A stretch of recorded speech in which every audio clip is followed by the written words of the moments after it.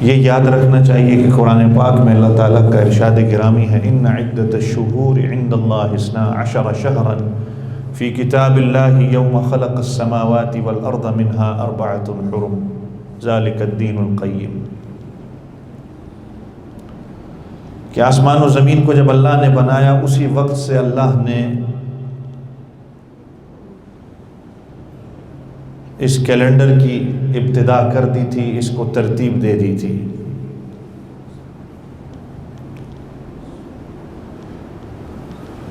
اور ان میں سے 4 مہینے حرمت والے ہیں، محرم ہے، رجب ہے، ذوالقعدہ ہے اور ذوالحجہ ہے۔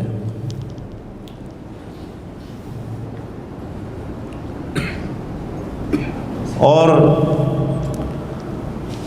ایک فضیلت اس شوال کے مہینے کو اس لیے بھی ہے کہ مسلمانوں کو پہلی شوال جو ہے وہ خوشی کا دن، عید کا دن ملتا ہے۔ اور نمبر 2،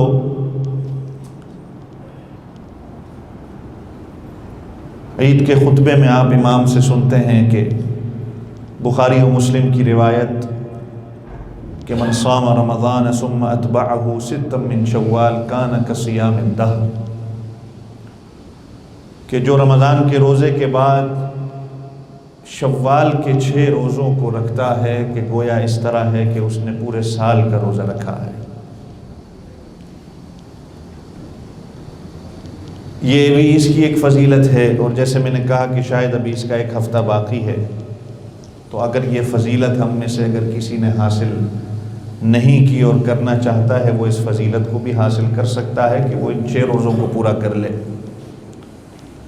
تو اللہ کے ہاں سے جو ہے اس کو پورے سال کے روزوں کا ثواب دیا جاتا ہے۔ اس لیے کہ ہماری شریعت کے اندر کہ من جاء بالحسنہ فلہ 10 امثالھا، ایک نیکی کرتے ہو اس ایک نیکی کا بدلہ اللہ تعالیٰ 10 نیکیوں کا ثواب دیتے ہیں۔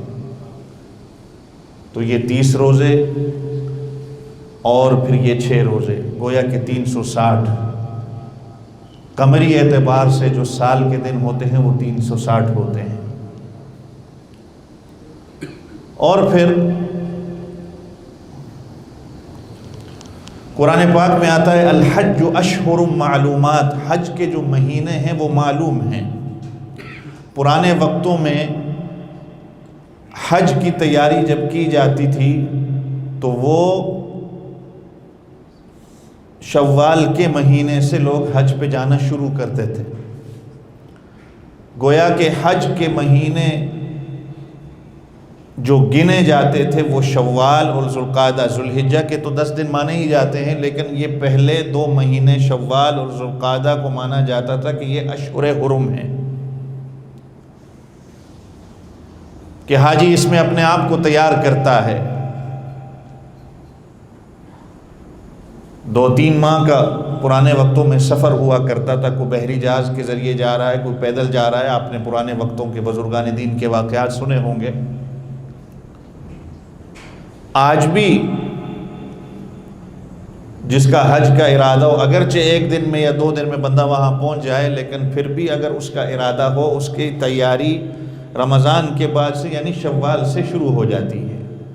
تو قرآن الحج اشہر معلومات، حضرت عبداللہ ابن مسعود اس کی تفسیر بیان کرتے ہوئے یہ کہتے ہیں کہ الحج اشہر معلومات، جو حج کے مہینے وہ معلوم ہیں، ان میں شوال بھی ہے۔ ہاں یہ بات الگ ہے کہ ہمارے ہاں ابھی تک پتہ نہیں ہے کہ حج کا کیا سسٹم ہوگا۔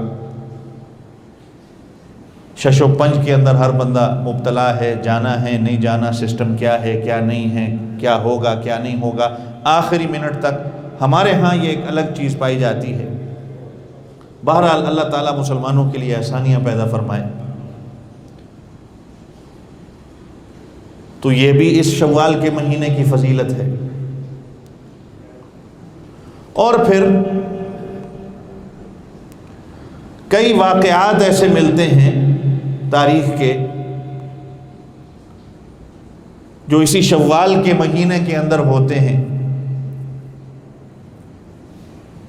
جنگ احد جو ہوتی ہے وہ بھی اسی شوال کے مہینے میں ہوتی ہے، غزوہ طائف ہے، اور دیگر کئی غزوات ہیں، سرایا ہیں جو اس شوال کے مہینے کے اندر ہوتے ہیں۔ اور کفار مکہ ایام جاہلیت میں ان ایام کے اندر نکاح کو کرنا معیوب سمجھتے تھے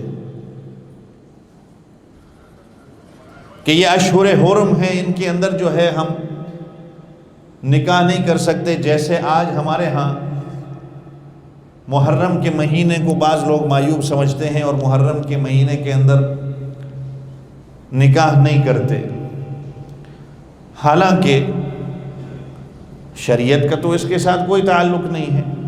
انسان کو جب نکاح کی ضرورت پڑتی ہے، اس کے لیے مہیا ہے، تو وہ چاہے کوئی دن بھی ہو، کوئی رات بھی ہو، کوئی جگہ بھی ہو، وہ نکاح کر سکتا ہے۔ اس کے لیے ضروری نہیں ہے کہ یہ ساری چیزیں کہ مہینہ کون سا ہو، دن کون سا ہو، جگہ کون سی ہو، یہ ساری رسومات اس کے اندر پائی جاتی ہیں کہ نہیں۔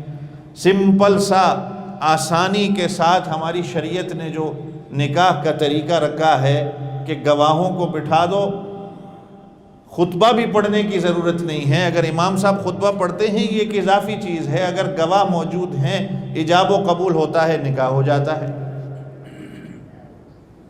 اللہ کی طرف سے آسان کردہ چیزیں ہمارے لیے ہیں، یہ دین آسان ہے، لیکن انسان نے خود اپنے لیے اس کے اندر مشکلات پیدا کر دی ہیں۔ 4 5 دن تک جو ہے رسومات ہماری چلتی ہیں، یہ تو خود ہم نے اوپر ڈالی ہیں، اور پھر ان رسومات کی وجہ سے جو خرچہ ہوتا ہے، جو مسائل پیش آتے ہیں،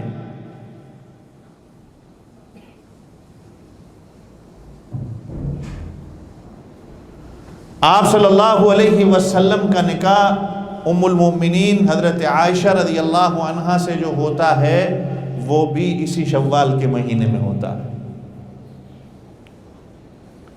رخصتی حضور پاک صلی اللہ علیہ وسلم کی ام المومنین عائشہ رضی اللہ عنہا کے ساتھ جو ہوتی ہے ان کی، وہ بھی اسی شوال کے مہینے میں ہوتی ہے۔ اور ام المومنین عائشہ رضی اللہ عنہا کہتی تھی کہ اس کی وجہ سے میں یہ چاہتی تھی کہ شوال کے مہینے کے اندر نکاح کرنا مستحب ہو جائے، اس لیے کہ اللہ کے رسول صلی اللہ علیہ وسلم کا ایک نہیں 4 نکاح حضور پاک صلی اللہ علیہ وسلم کے اس شوال کے مہینے کے اندر ہوتے ہیں۔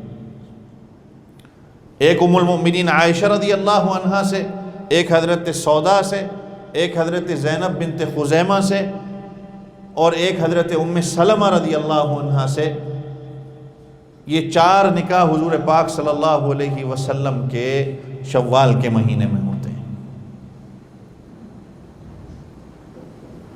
تو اس سے پتہ چلتا ہے کہ یہ مہینہ فضیلت والا ہے، اور ہمارے دیگر کئی فقہائے کرام، محدثین، بزرگان دین، اس امت کے بڑے بڑے لوگ، کئی کی پیدائشیں جو ہیں وہ شوال کے مہینے میں ہمیں ملتی ہیں۔